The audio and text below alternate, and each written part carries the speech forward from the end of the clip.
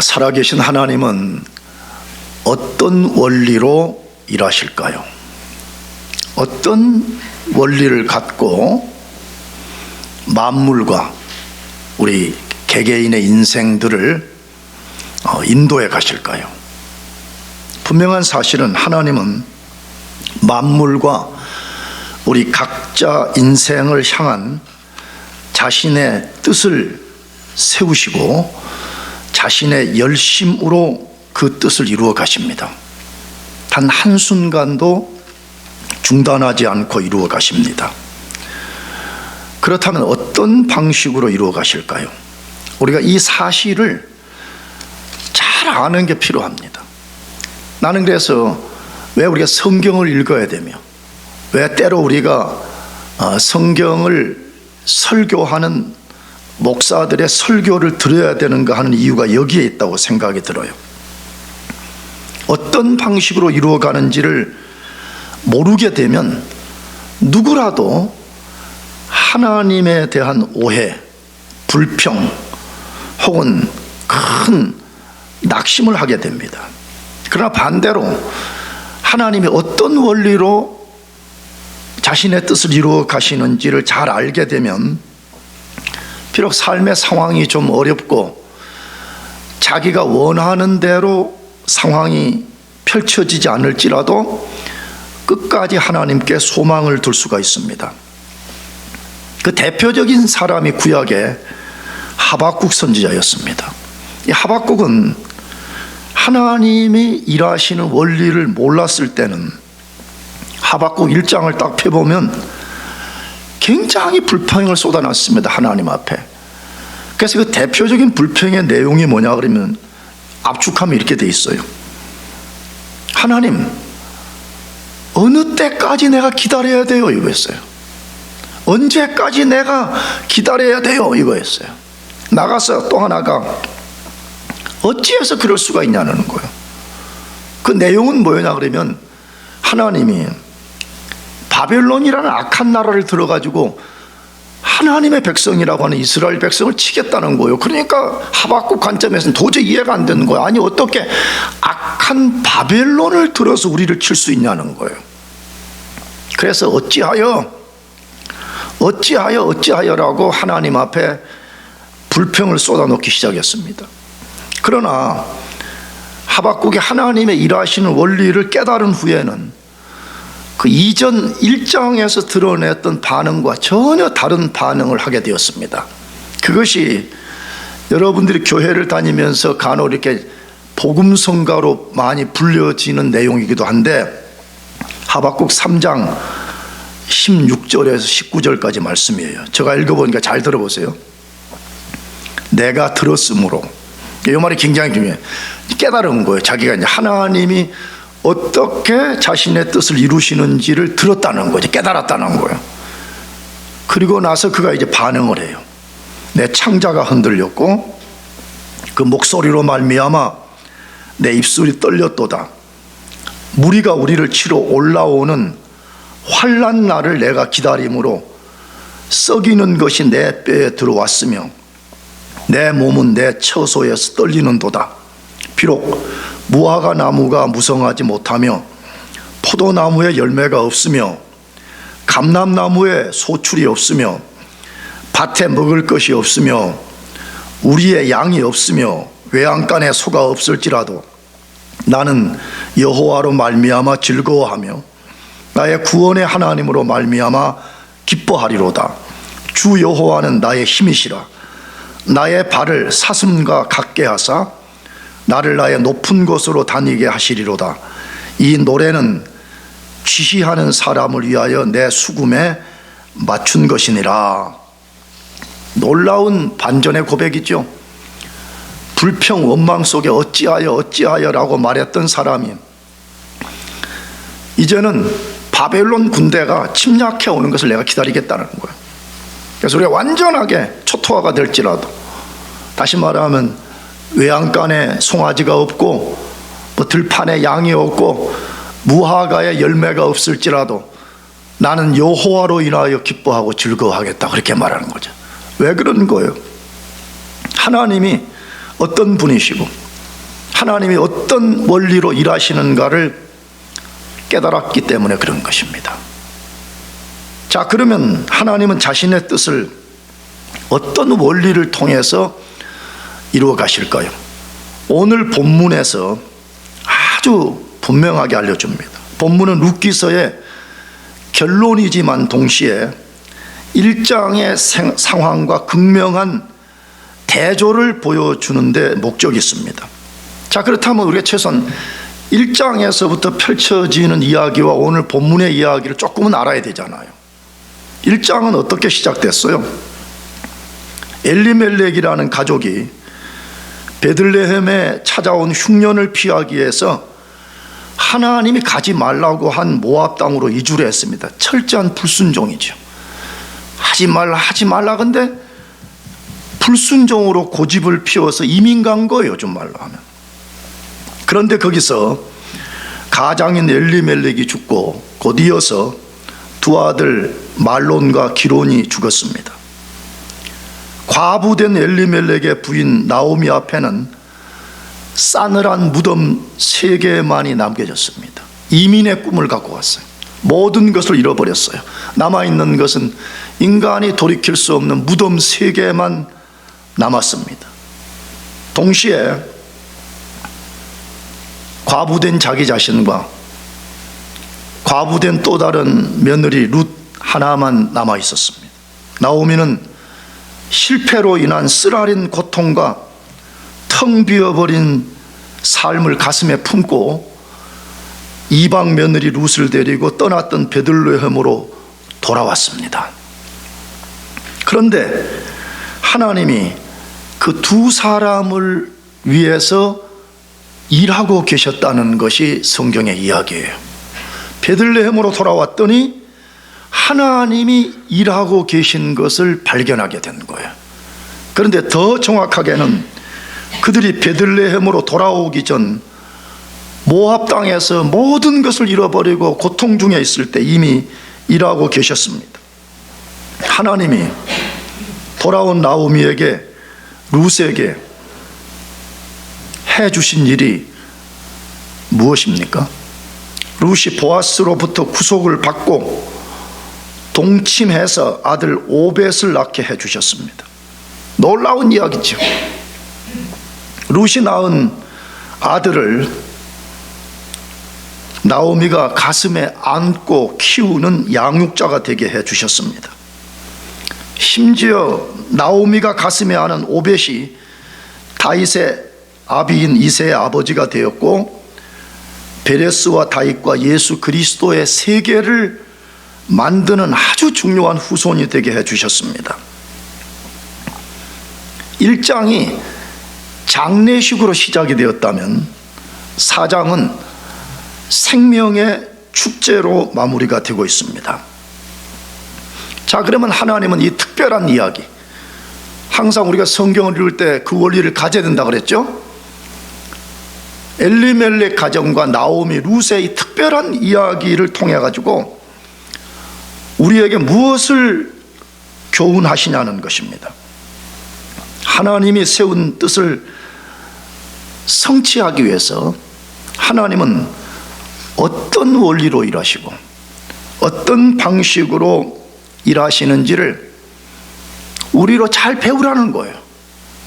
그래서 상황이 우리 뜻대로 펼쳐지지 않을지라도 낙심하지 말고 일하시는 그 하나님을 바라보라는 거예요.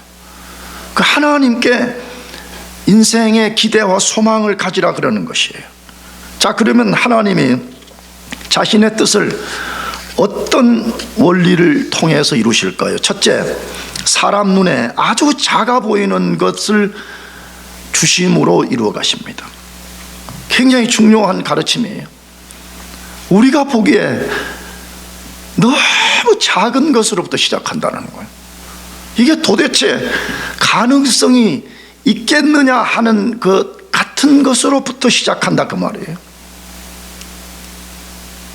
그것을 오늘 13절에서 15절까지 말씀하는데 읽어보십시다. 이에 보아스가 룻을 맞이하여 아내로 삼고 그에게 들어갔더니 여호와께서 그에게 임신하게 하심으로 그 아들을 낳은지라. 여인들이 나오미에게 이르되 찬송할지로다. 여호와께서 오늘 내게 기업 물을 자가 없게 하지 아니하셨도다. 이 아이의 이름이 이스라엘 중에 유명하게 되기를 원하노라. 이는 내 생명의 회복자이며 내 노년의 봉양자라. 곧 너를 사랑하며 7 아들보다 귀한 내 며느리가 낳은 자로다 하니라.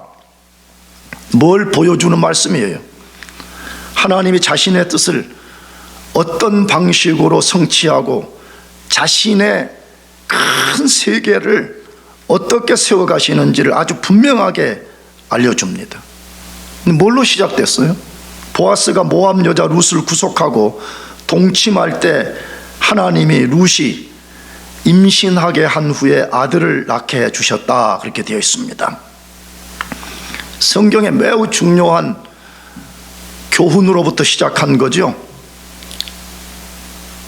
생명은 어디서부터 오냐는 거예요.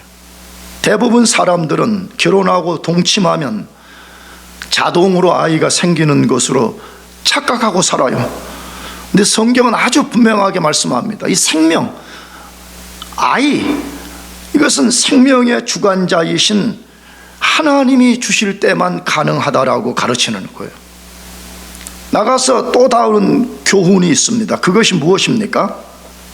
하나님의 일하시는 원리는 우리 생각과 우리 방법과 다르다는 거예요. 어떻게 달라요? 우리 생각 같으면 하나님이 자신의 세계를 세워갈 때 아주 작은 어린아이를 태어나게 하는 것이 아니라 이미 기존에 잘 갖추어진 어떤 사람을 선택해서 그 사람을 사용하면 될 것 같아요. 그렇지 않아요? 사람 눈으로 보면 얼마나 잘 갖추어진 사람들이 많이 있어요. 근데 하나님은 그렇게 하시지 않는다는 거예요. 우리가 볼 때 첫째, 너무 작아요. 어린아이, 우리가 기대할 것이 전혀 없어 보이는 것으로 시작한다는 거예요. 이게 하나님의 일하시는 방식이라는 거예요. 성경에 수많은 증거를 소개합니다. 첫 번째는 뭐예요? 오늘 본문에서 소개, 하나님이 절망 가운데는 나오미를 회복시키고 자신이 세울 베레스와 다윗의 세계를 만들 때 아주 작은 어린아이 오벳을 주심으로 시작되었다, 그렇게 되겠어요. 우리 같으면 나오미를 회복시키는 것은 좀 차지하고라도 위대한 다윗의 세계를 세운다 그러면 뭔가 좀 영웅 호거를 불러가지고 세워갈 것 같아요. 그런데 뭘로부터 시작한다고요? 아주 작은 어린아이, 정확히 오벳이라는 어린아이를 임신시키고 출산하게 만들어서 그를 통해서 하나님이 어떤 일을 만들어 가신다는 거예요. 놀라운 이야기죠. 그 아이가 어떻게 된대요? 나오미의 기업 물을 자가 되고 생명의 회복자가 되고 노년의 봉양자가 되고 예수 그리스도의 세계를 만드는 데 사용될 거라, 이렇게 말하는 거예요. 나는 이 오벳의 이야기를 들으면서 이 오벳은 예수 그리스도의 모형이라는 거예요. 그게 우리가 굉장히 소망이 있는 거예요.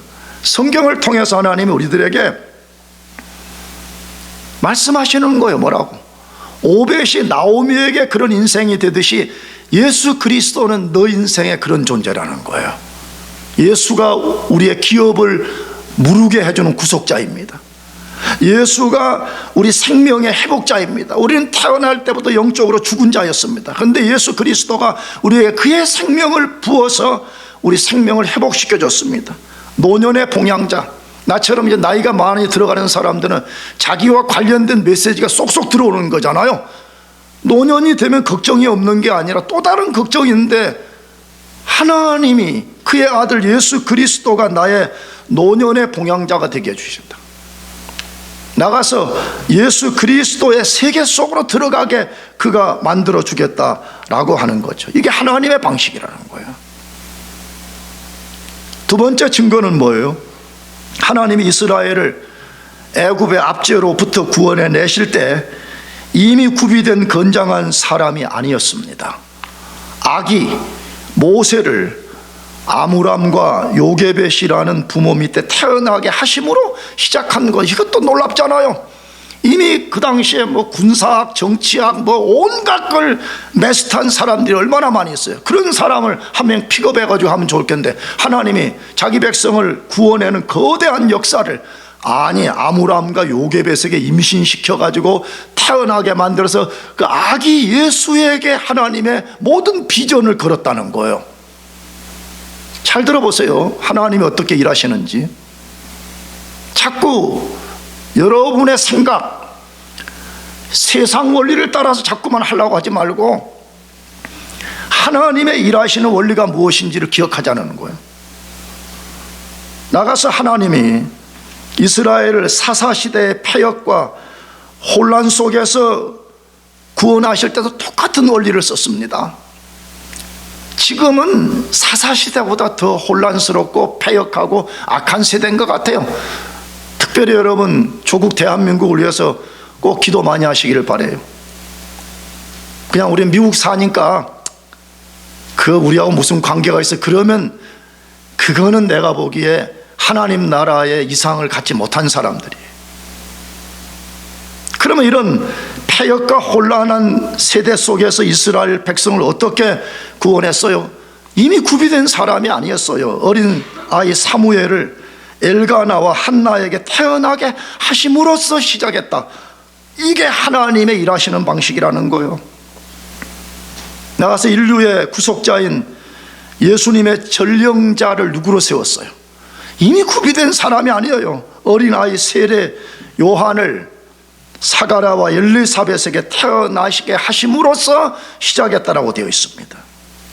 마지막 한 이그젬플, 하나님의 인류를 구원하기 위한 구속자를 보내실 때 이미 존재한 어떤 영웅이 아니라 예수님이라는 어린아이를 마리아에게 태어나심으로 시작했다, 그렇게 되어 있습니다. 왜 그럴까요?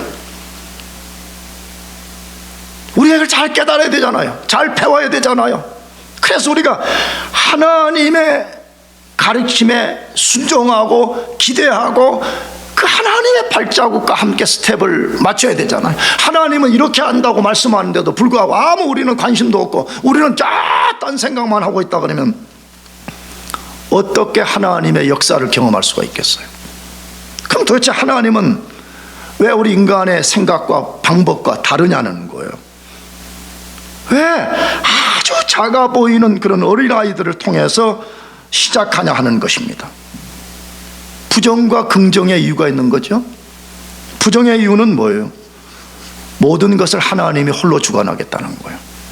하나님이 그의 주권을 가지고 홀로 주관해 가실 것이기 때문에 인간이 하나님의 영광을 취할 수도 없고 인간이 어떤 걸 자랑할 수도 없다는 거예요. 이게 하나님이 그렇게 하시는 원리를 우리에게 밝히는 이유예요. 그런데 우리는 얼마나 많이 말해요. 하나님이 일하시는 방식에도 관심도 없어요. 내가 이 세상의 주인공이에요. 세상은 나로부터 움직여야 된다고 생각하는 거예요. 그러면서 내 영광, 내 자랑, 내 이름을 드러내는 데만 우리는 몰입하고 있다는 거예요. 그러니까 어쩌면 우리는 구원받은 하나님의 자녀일 수는 있지만 하나님께 쓰임받지 못하는지 모르는 거죠. 하나님은 질투의 하나님이에요. 하나님 무슨 하나님이라고요? 질투의 하나님. 거룩한 질투를 갖고 있어서 자신의 영광을 사람들이 취하는 것을 하나님 용납하지 않습니다. 긍정의 이유는 무엇 때문이에요? 사람이 보기에 불가능한 것, 하나님에게는 능치 못함이 없다는 것을 알려주려는 데 목적이 있는 거죠. 사실 성경은 그걸 가르치는 거잖아요. 우리는 불가능해. 우리는 할 수가 없어. 그러나 하나님에게는 능치 못하심이 없다는 거, 그거 배우라는 거예요, 우리 보고. 그러니까 우리가 하나님을 진짜 의지하고 사는 게 얼마나 중요해요. 하나님이 나의 주인인 거지 내가 내 인생의 주인이 아니에요. 우리는 얼마나 많이 내가 주인 노릇을 할 거니까 하나님 당신은 내 옆에서 필요할 때마다 헬퍼 역할을 해달라고 우리가 얼마나 많이 하나님을 그렇게 만들어버린지 모릅니다. 하나는 아니라고 지금 말씀하는 거죠. 나가서 긍정의 또 다른 이유가 하나 있다면 하나님의 생명만이 미래의 소망이라는 거예요. 하나님이 주시는 생명만이 우리 개인의 미래일 뿐만 아니라 하나님의 미래가 된다고 말하는 거예요. 다시 말하면 하나님의 비전은 어디에 있냐는 거예요. 생명에 있다는 거예요. 근거가 뭐예요? 오벳, 너무 작은 어린아이 오벳, 이 오벳 속에 하나님의 세계의 씨앗을 다 심어 놓은 거예요. 그래서 오벳을 통해 가지고 내가 앞으로 베레스와 다윗의 세계와 예수 그리스도의 세계를 만들어내겠다고 하나님이 선언하는 거잖아요. 예수의 생명도 똑같은 거 아니에요? 왜 예수님이 이 땅에 오신 거예요? 생명 주러 오신 거죠. 할렐루야. 뭐 주러 왔다고요? 생명. 이 생명은 우리처럼 물리적 생명을 말하는 것을 넘어서는 거잖아요. 다시 한번 내가 숨을 쉬냐 안 쉬냐 그런 생명을 말하는 게 아니잖아요. 성경에서 죽음과 생명이란 개념을 잘 이해해야 되는 거죠. 우리는 물리적으로만 이해한단 말이에요. 죽음 그러면 숨이 끊어져 버리는 거, 그런 걸 말하지 않습니다. 물론 그것도 포함되는 일부분이지만 죽음이라는 것은 하나님으로부터 모든 게 단절돼서 모든 걸 잃어버린 상태를 말하는 거예요. 생명은 뭐예요? 한마디로 말하면 하나님 안에서, 그리스도 안에서 모든 것을 다시 회복시키는 거죠. 그래서 하나님이 거듭나라고 말씀하는 거죠. 우리는 태어날 때부터 어린아이든 뭐든 상관없이 다 영적으로 죽은 상태에 태어납니다. 악한 말이 아니에요. 고약한 말이 아니에요. 하나님이 자신의 뜻을 세우기 위한 첫 스텝은 뭐냐 그러면 거듭남을 통해서 예수의 생명을 소유하라는 거예요. 예수의 생명을 소유할 때만이 거기에 하나님의 비전이 있다는 거예요. 하나님의 세계가 펼쳐질 거라는 거예요. 하나님의 역사가 만들어질 거라고 말씀하는 거잖아요. 그러므로 우리가 그리스도 안에서 작은 것을 무시하면 안 됩니다. 나 자신을 포함한 그리스도인들이 가장 치명적으로 실수하는 게 뭐냐면 작은 것들을 무시해버려요. 특히 우리 교회 같은 데는 뭐를 생각하냐, 나 예수는 졸업하고 돈 벌고 안정된 직장과 가정을 가지면 그때부터 잘 섬기겠다고 생각하는 어리석은 사람들이 얼마나 많은지 몰라요. 하나님이 우리 개인에게 맡긴 삶과 교회에 맡겨준 아주 작은 일들을 멸시해버려요.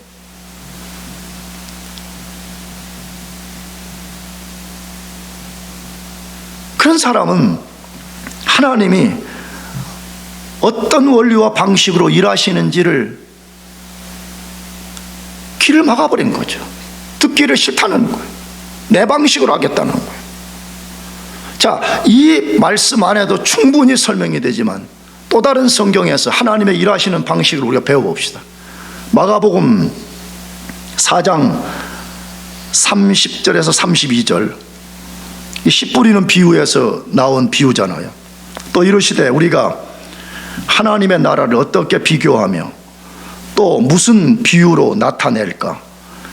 겨자씨 한 알과 같으니 땅에 심길 때에는 땅 위의 모든 씨보다 작은 것이로되 심긴 후에는 자라서 모든 풀보다 커지며 큰 가지를 내나니 공중의 새들이 그 그늘에 깃들일 만큼 되느니라. 매우 중요한 말씀이고 놀랍게 성경은 다 이렇게 연결이 되어 있는 거죠. 그렇죠? 룻기서를 읽었는데도 하나님의 일하시는 방식은 작은 것으로부터 한다. 마가복음에 예수님이 오셔서 하나님의 나라는 어떤 원리를 갖냐고 말할 때 아주 작은 겨자씨 원리라는 거예요. 근데 우리는 어떻게 하죠?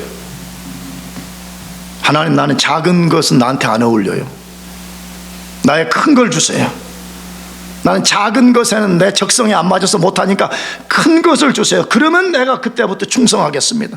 하나님의 우리의 설득이 안 넘어간다는 거예요. 그러므로 여러분과 저가요, 일단 작은 것에 집중해야 됩니다. 하나님이 그리스도 안에서 나에게 작은 일들을 어떻게 펼쳐주는가를 잘 보고 거기에 우리가 신실하게 반응하는 게 중요해. 잘 보세요. 어떤 사람도 단번에 왕의 자리에 올라가지 않아요. 대표적으로 다윗을 보세요. 하나님이 다윗에게 이미 기름을 부어서 너가 왕이 될 것이라고 했지만 하나님이 실제 다윗을 왕의 자리에 올릴 때는 13년 후에 올려요. 왜 그러는 거예요? 내가 왕되는 자질을 길러내라는 거예요. 가서 양을 쳐보라는 거예요. 앞으로 내가 이스라엘 백성이라는 양들을 다스리게 될 건데 너가 가서 먼저 양들을 어떻게 치는지 가서 훈련하라는 거예요. 사랑하는 교우 여러분들, 하나님의 일하시는 방식이 어떤지를 우리에게 지금 분명히 말씀하고 있습니다. 아주 작은 것으로부터 시작한다고 말씀해요. 그렇다면 우리도 마음을 겸손하게 열고 작은 것을 소중히 여기고 그리스도 안에서 시작된 하나님의 작은 일들에 충성하기를 예수의 이름으로 축복합니다. 두 번째로 하나님의 일하시는 방식은 무엇일까요? 언약을 신실하게 쫓고 순종하는 사람을 통해서 이루어 가십니다. 한마디로 하나님의 말씀을 따라 사는 사람을 통해서 하나님이 자신의 위대한 일을 이루신다, 그 말인 거지요. 그것이 룻기서 4장 14절 15절 한 번 더 읽어보십시다. 여인들이 나오미에게 이르되 찬송할지로다. 여호와께서 오늘 내게 기업 물을 자가 없게 하지 아니하였도다. 이 아이의 이름이 이스라엘 중에 유명하게 되기를 원하노라. 이는 내 생명의 회복자이며 내 노년의 봉양자라. 곧 너를 사랑하며 7 아들보다 귀한 내 며느리가 낳은 자로다 하니라. 야, 진짜 이 말씀 안에 얼마나 놀라운 말씀이 들어있는가 하는 거죠. 이 말씀의 그 내용은 뭐예요? 룻이 아이를 낳았어. 그러니까 동네 사람들이, 특별히 여인들이 나와가지고 야, 우리 하나님을 함께 찬양하자, 이렇게 돼 있어요. 우리 성경은 이렇게 번역을 해버렸어. 동네 여인들이 룻에게 찬양을 하자, 이렇게 번역을 했단 말이에요. 나오미에게 너가 찬양해라, 이렇게 번역을 해버렸어요. 그런데 원래 성경은 우리가 함께 하나님을 찬양하자, 이렇게 되어 있어요. 자, 그럼 왜 하나님을 찬양하자고 한 것입니까? 크게 2가지 이유가 이 속에 들어있어. 하나는 하나님이 룻에게 준 오벳을 통해서 나오미의 기업 물을 자가 되고, 이 말이 중요해요. 분명히 룻이 나왔어. 그런데 나오미의 기업 물을 자, 나오미의 생명의 회복자, 나오미의 봉양자가 될 아들이기 때문에 우리가 그 아들을 주신 하나님을 함께 찬양하자, 이렇게 되어 있어요. 하나님의 역사가 신비하고 놀랍지 않아요? 나는 그래서 나 자신과 여러분에게 도전하는 거예요. 진짜 하나님을 의지해서 삽시다. 아멘? 그러면 상상할 수 없는 일이 벌어지는 거잖아요. 왜? 나오미라는 여인, 어떤 여인이라 그랬어요? 모든 걸 잃어버렸다 그랬잖아요. 베들레헴에 돌아왔지만 남은 것은 쓰라린 과거의 상처와 고통만 갖고 돌아오는 거예요. 감히 자기 인생 앞에 이러한 일이 펼쳐질 것이라고 꿈에도 생각하지 못했습니다. 그런데 하나님이 신비한 섭리를 통해 가지고 나오미 생애의 위대한 역사를 만들었다, 그렇게 돼 있잖아요. 그래서 동네 여인들이 나오미에게 함께 하나님을 찬양하자, 그렇게 도전한 거지요. 두 번째 찬양의 이유는 뭐예요? 그 오벳을 낳은 룻을 가리키는데 뭐라고 표현했죠? 너를 사랑하며 7 아들보다 귀한 며느리라, 그렇게 되어 있습니다.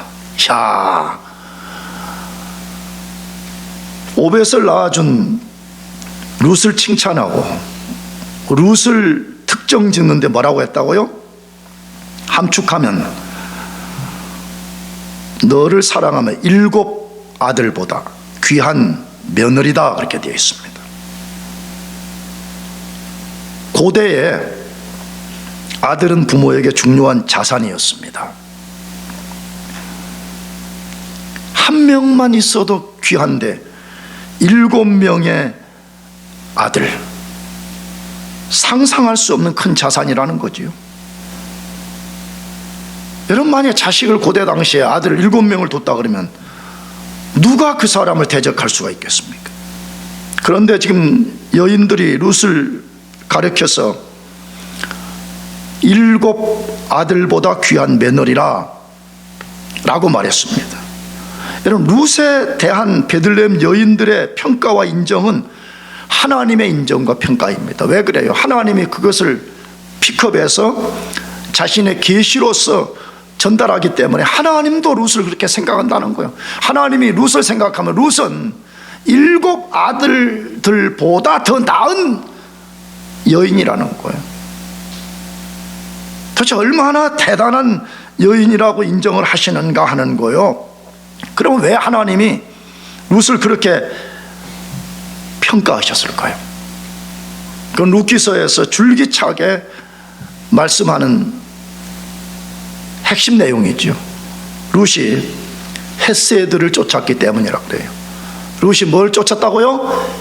헤세드. 내가 자주 말씀드렸어요. 왜? 룻기서에 실제 이게 중요한 말씀이기 때문에 그래요. 헤세드. 히브리어 말한 건데. 그 헤세드라는 이 말이 무슨 뜻이라고 그랬어요? 이게 한 7가지 정도 번역이 가능한데, 가장 우리 성경에 많이 번역한 말이 인애라는 말. 인애, 어질고 참 겸손하고 그런 뜻이죠. 자비, 은혜, 가장 중요한 또 하나는 충성, 신실함, 사랑, 신실함, 이런 여러 가지 뜻을 갖고 있는 것을 헤세드라고 말해. 근데 룻은 왜 하나님 앞에 그런 인정을 받았냐는 거예요. 헤세드의 삶을 살았기 때문이라는 거예요. 그러면 당연히 우리가 질문해야 돼. 도대체 룻은 어떻게 그런 삶을 살았냐는 거예요. 왜? 그 시대에도 수많은 사람들이 살았고, 대표적으로 사사시대에 모두가 패역한 길을 가고 있을 때 어떻게 룻이 그러한 삶을 살았냐는 거예요. 룻이 헤세드를 쫓았던 삶의 근원은 어디에서부터 나왔냐는 거예요. 하나님이 이스라엘 백성과 언약을 맺고 그들에게 살아가야 될 삶의 원리로 준 말씀으로부터 나왔다고 말하는 거예요. 룻이 오늘 우리 같이 무슨 성경을 갖고 있는 여자도 아니었고, 성경 공부를 한 여자도 아니었고, 주일학교를 다녀본 적도 없던 여자였습니다. 그런데 그가 하나님의 주권적 섭리와 하나님의 열심히 그의 발걸음을 인도할 때마다 그는 자기도 모르는 사이 하나님의 언약 속에서 살게 된 거예요. 그 헤세드를 따른 삶이 룻기서에 어떻게 나타났어요? 다시 복습해 보면 슬픔과 절망 속에 있는 시어머니와 시어머니가 섬기는 하나님을 섬기기 위해서 자기 조국 모압을 버리고 베들레헴으로 찾아온 것입니다. 가장 큰 헤세드입니다. 언젠가 말씀드렸어요. 집에 가서 읽어보세요. 데살로니가 전서 1장과 데살로니가 후서를 읽어보게 되면 우리 인생이 하나님께 드러낼 수 있는 최고의 충성은 뭐냐 그러면, 과거에 내가 하나님 아닌 다른 것을 섬기는 것을 내가 그걸 버리고 돌아서서 하나님께로 가는 것이라고 되어 있는 거예요. 룻의 가장 위대한 헤세드는 뭐냐? 도대체 그가 하나님을 얼마만큼 알았길래 하나님을 섬기기 위해서 자기가 수년 동안 섬기고 수년 동안 그모스 신이라는 세계관 속에 살았는데 그게 잘못되었다는 걸 깨닫고 그걸 버리고 과감하게 베들레헴을 찾아왔다는 것이에요. 두 번째, 베들레헴에서 시어머니를 봉양하기 위해 기꺼이 보리 이삭을 주우러 나갔다는 거예요. 여러분, 젊은 사람들의 특성이 말이에요. 고대나 현대나 똑같은 거, 인간은 하나도 안 변했으니까. 그러면 와봤더니 시어머니가 아무 보잘것도 없어. 그러면 얼마나 교만하게 시어머니를 무시하고 자기 마음대로 할 수가 있어요. 그런데 자기가 시어머니를 봉양하기 위해서 집에서 빈둥거리지도 않고 보리삭을 주러 나가겠다 그래서, 그때 시어머니가 룻에게 꼭 너는 이렇게 하라라고 말할 때 철저히 거기에 순종했다는 거예요. 그러니까 벌써 이 속에 십계명, 율법, 언약의 가장 중요한 계명들을 다 지금 룻이 지키고 있음을 알려주는 거잖아요. 부모에게 순종하라, 5계명을 잘 지키는 내용을 담고 있잖아요. 나가서 그는 젊은 남자들의 유혹을 뿌리치고 구속자를 따르기 위해서 나이든 보아스를 남편으로 선택한 것입니다. 이거 쉬운 일 아닙니다. 나는 이런 말 안 믿습니다. 젊은이들이 너 이상형이 뭐냐? 난 잘 물어보지도 않아요. 근데 뭐 자기들끼리 이야기 들어보면 뭐 어쩌고 저쩌고인데, 이상형이 어디에 있어요? 딱 하나밖에 없는 거지. 여자는 예뻐야 되고 남자는 잘생겨야 되는 거잖아요. 이게 다 이상형이라 그래. 그러면 고대에 룻도 우리가 똑같은 인간이기 때문에 그럴 가능성이 얼마든지 있는 여자였잖아요. 그는 뭐 했대요? 구속, 리뎀션이라는 것을 알게 된 거예요. 기업 물음이 무엇인가를 알게 된 거예요. 그래서 자기의 기업을 물어줄 사람을 선택하기 위해서 남자들, 젊은 남자들의 템테이션을 다 뿌리치고 이 늙은 보아스를 선택했다, 그렇게 되어 있는 거예요. 오늘 이 시대 크리스찬들에게 엄청난 도전인 거죠. 엄청난 도전. 이걸 지금 다룰 수는 없겠어요. 그러나 잘 생각해 보세요. 얼마나 오늘 사람들이 자기 여자친구 사귀는데 예수를 믿는가? 본어교인이 됐는가? 남자친구를 전혀 문제를 삼지 않는 시대에 와버렸습니다. 그의 인애가 얼마나 컸으면 보아스가 룻의 그런 행위를 가르쳐서 너의 베푼 인애가 처음보다 나중에 더하도다라고 되어 있습니다. 자, 그러면 마지막으로 왜 하나님은 이 룻의 행위를 룻기서가 끝나는 이 마지막 부분에다가 이것을 탁 기록해서 오늘 독자된 우리들에게 이 말씀을 들려주냐 하는 것이에요. 뭐 때문이겠어요? 하나님 도대체 어떤 사람을 통해서 자신의 뜻을 이루어 주시는지를 잘 배우라는 거예요. 우리 보고. 아까도 말씀드렸어요. 흔히 이렇게 말해, 하나님 모든 사람을 사랑하신다고. 맞는 것 같아요. 맞는 것 같아요라고 내가 그렇게 말했어요. 그러나 하나님이 사용하시는 사람은 모두를 사용하지 않아요. 성경을 잘 읽어보세요. 하나님이 모든 사람을 사랑하는 것처럼 보여지지만 하나님이 사용하셔서 자신의 뜻을 이루는 사람은 모든 사람이 아니라는 거예요. 어떤 사람을 사용한다고요? 자신의 언약에 헤세드를 갖고 하나님께 반응한 사람을 사용한다는 거예요. 그러므로 여러분과 제가 사는 길이 뭐냐?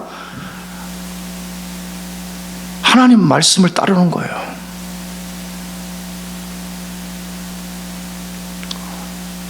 나는 나 자신과 내가 목회하는 교우들에게 그렇게 자주 도전해. 나는요, 뭐 이런 거 많이 하잖아요. 하나님이 살아계신 것이 뭐 안 느껴져요. 뭐가 어째요. 뭐 쫙 한다고요. 그럼 나는 나 자신과 그런 분들에게 대한 반론이 뭐냐 그러면, 당신 진짜 성경을 가볍게 아니고 금을 찾듯이, 은을 찾듯이 당신 성경을 진짜 그렇게 읽어봤냐고 내가 물어봐. 만약에 우리가 진짜 이 세상에 가장 귀한 것인 은과 금을 찾듯이 우리가 그렇게 성경을 찾는다면요, 성경은 그런 사람에게 반드시 살 길을 보여주고 하나님의 임재를 경험하게 만들어주고 어떻게 우리 삶의 현실 앞에 닥치는 문제를 해결하고 선택하고 나아갈 것인지를 하나님이 명료하게 알려주시는 거예요. 그래서 하나님이 지금 우리에게 도전하시는 거예요. 너 나와 맺은 언약의 말씀에 헤세드를 갖고 따라올 수 있겠냐는 거예요. 충성스럽게 신실하게 이걸 따라갈 수 있겠냐는 거예요. 이게 얼마나 중요한지 성경의 부정적 스토리 하나를 읽어보고 마치려고 그래. 그것은 이스라엘의 초대 첫 번째 왕 사울 왕에게 주어진 말씀인데, 사무엘상 15장 22절 23절을 같이 읽어보십시다. 같이 시작. 사무엘이 이르되 여호와께서 번제와 다른 제사를 그의 목소리를 청종하는 것을 좋아하심같이 좋아하시겠나이까? 순종이 제사보다 낫고 듣는 것이 숫양의 기름보다 나으니 이는 거역하는 것은 점치는 죄와 같고 완고한 것은 사신 우상에게 절하는 죄와 같음이라. 왕이 여호와의 말씀을 버렸으므로 여호와께서도 왕을 버려 왕이 되지 못하게 하셨나이다 하니. 정말로 우리의 귀를 진동시키는 말씀이 아니에요? 이스라엘의 첫 번째 왕이 됐다는 것은 개인적으로 얼마나 큰 영광이고 국가적으로 얼마나 자랑할 그런 일이에요. 근데 하나님이 사울을 왕위를 폐위시켜 버렸다는 거예요. 왜 폐위시켰어요? 전쟁이 났어. 하나님의 대리자인 사무엘이 내가 갈 때까지 기다리고 있으라 그랬어. 기다려라. 그럼 끝까지 하나님의 종의 말에 귀를 기울이고 아무리 상황이 급박할지라도 사무엘이 올 때까지 기다렸어야 되죠. 근데 사무엘이 기다려도 안 오는 것처럼 느껴져. 초조해. 그러니까 하나님 앞에 자기가 해서는 안 되는 제사를 드려버린 거예요. 이스라엘은 왕과 제사를 드리는 제사장이 완전히 구별된 나라잖아요. 왕은 절대 제사장의 역할을 빼앗으면 안 되는 거예요. 사울이 뭐 한 거예요? 내가 하나님께 제사를 드린다면 하나님이 감동을 받아서 적들을 물리쳐 주실 것이라고 생각하는 거예요. 그래서 겁없이 하나님의 지엄한 명령을 거역하고 자기가 제사를 드려버린 거예요. 그때 제사를 끝나갔을 때 사무엘이 딱 나타나는 거예요. 사무엘이 충격을 받은 거죠. 그래서 그 사무엘이 사울에게 한 말이 뭐라고 하는 거예요? 순종이 제사보다 낫고 듣는 것이 숫양의 기름보다 낫다, 그렇게 말하는 거죠. 교훈을 얻읍시다. 순종하지 않는 예배, 순종하지 않는 목회자의 설교, 순종하지 않은 그리스도인의 삶이 하나님 앞에 어떤 영광도 돌릴 수 없다는 거예요. 그러면서 하나님이 사무엘을 통해서 엄중한 명령을 내리신 거죠. 뭐죠? 왕이 여호와의 말씀을 버렸으므로, 왕이 여호와의 말씀을 버렸으므로 여호와께서도 왕을 버려 왕이 되지 못하게 하셨나이다. 수천 년 전에 사울에게만 해당되는 말씀이 아니에요. 내가 지난주에도 말씀드렸어요. 우리 그리스도인들이 한편에는 하나님의 블레싱을 받기를 갈망해. 또 한편에는 뭐냐? 불순종을 안 버려. 끝까지 불순종을 안 버리면서 블레싱을 구하는 거예요. 내가 장담하기에는 그런 사람은 죽을 때까지 하나님의 블레싱을 경험하지 못하게 되어요. 왜? 만일에 불순종을 놓지 않고 있는데 하나님이 블레싱을 줬다는 것은 하나님 자신이 이 불순종을 지지한다는 논리가 되기 때문에 하나님이 그렇게 안 하신다 이 말이에요.